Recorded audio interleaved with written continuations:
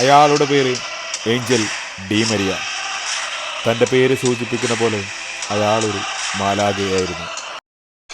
പതിറ്റാണ്ടുകളായി കിരീടമില്ലാതെ ലോകം നെഞ്ചിലേറ്റിയ ഒരു ജനതയും ലോകവും കാത്തിരുന്നപ്പോൾ അയാൾ പലപ്പോഴും ഒരു മാലാഖയായി മാറുകയായിരുന്നു.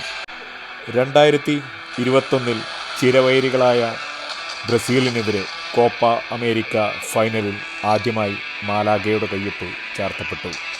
പിന്നീട് ഫൈനൽ ഇസ്മയിൽ.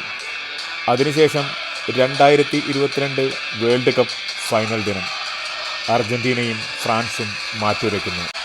കളിയുടെ 36-ാം മിനിറ്റ് മിശിഹായുടെ ഒറ്റ ഗോളിനാൽ അർജന്റീന മുന്നിൽ നിൽക്കുന്നു.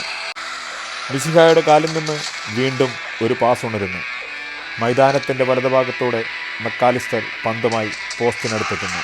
മുന്നിൽ ഗോൾ കീപ്പർ മാത്രം. അടിച്ചാൽ ഗോളെന്നുറപ്പുള്ള ആ ഒരു പന്ത്.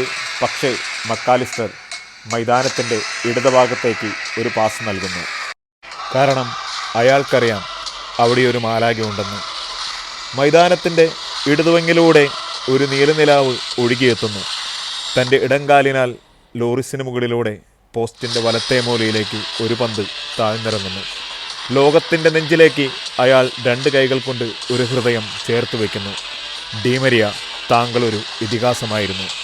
ഈ വേൾഡ് കപ്പിൻ്റെ ഏറ്റവും വലിയ നഷ്ടം താങ്കൾ മാത്രമാണ്. താങ്കൾ ഒഴിച്ചിട്ട ആ ഒരു ഇടം അതവിടെ തന്നെ എക്കാലത്തും സ്ഥിരമായി നിൽക്കും.